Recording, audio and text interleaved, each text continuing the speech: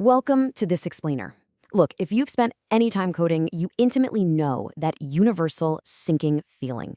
You know the one. You write your code, you double-check your logic, you hit run, and bam!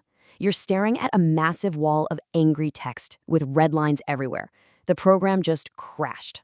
Honestly, it kind of feels like trying to defuse a bomb when you have no idea which wire to cut, right?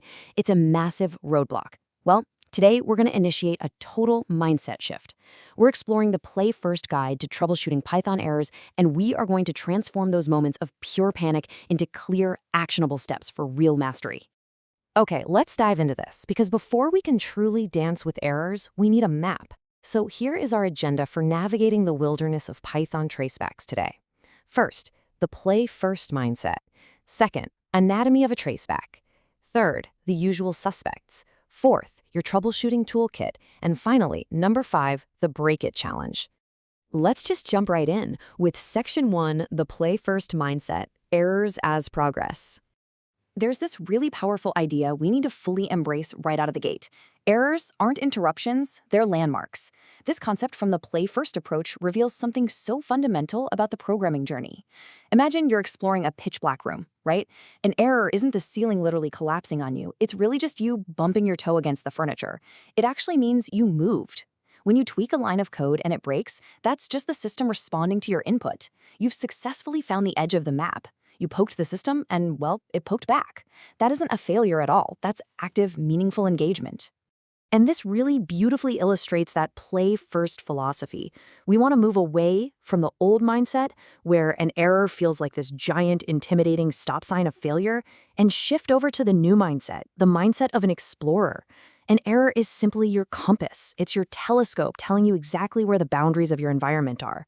This shifts you totally away from fear and positions those error messages as your primary, most reliable feedback mechanism. You're basically just mapping out what your code can and absolutely cannot do. Moving from philosophy to practice, let's hit Section 2, Anatomy of a Traceback, reading the map. Okay, so when a crash happens, you're usually hit with this massive wall of text that, frankly, looks like absolute gibberish to a beginner. But here's the thing. According to the documentation, a traceback is not designed to confuse you. Think of it kind of like a flight recorder found after a plane crash. Sure, it's packed with dense technical data, but it's actually a highly specific, incredibly helpful breadcrumb trail showing you exactly where things went wrong, step by step, so you can retrace your program's exact path.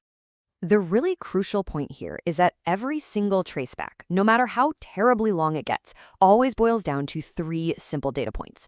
First, which file broke? In our previous example, it was a file called driftingstars.py.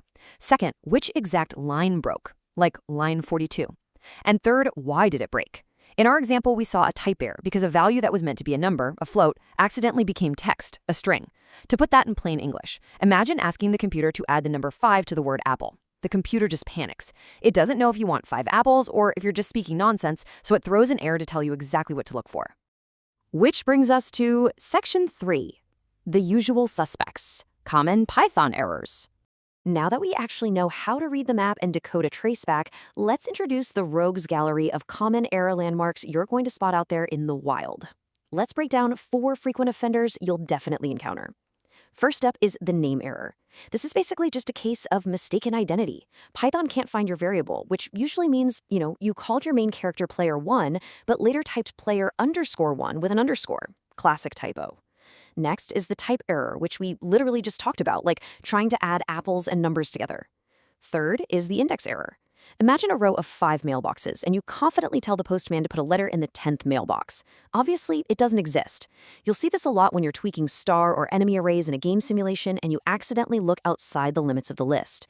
And finally, the pygame error, specifically the display surface quit error.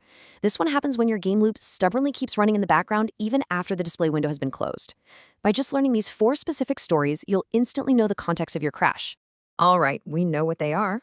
Let's move to Section 4, your troubleshooting toolkit, fixing without fear.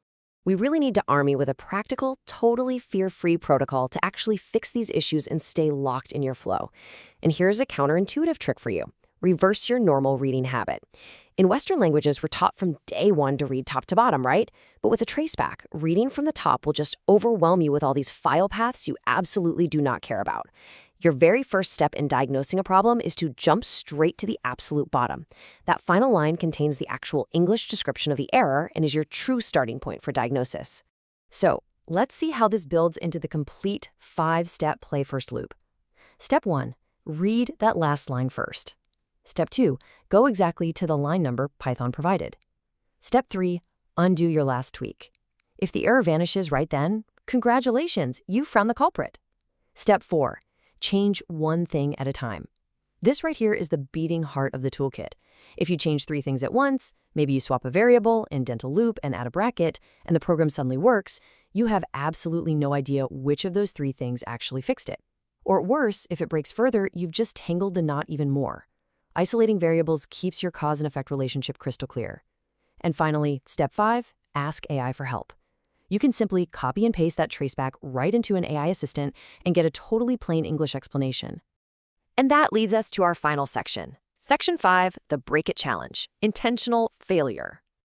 We've now reached the ultimate stage of error mastery, where you transition from just reacting to errors to taking complete, proactive control of the system.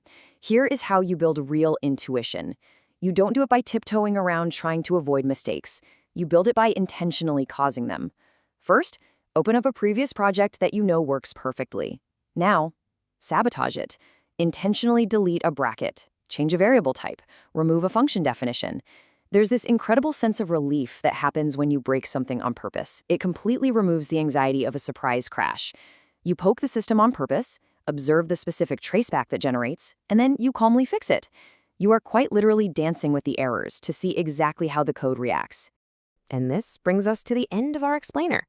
I want you to go out there, push the boundaries of your code without any fear whatsoever, and actively embrace those bugs. They aren't failures. They are the very stepping stones on your programming journey. I'll leave you with this final, provocative challenge. What will you break today? Thanks for joining me for this explainer, and happy breaking.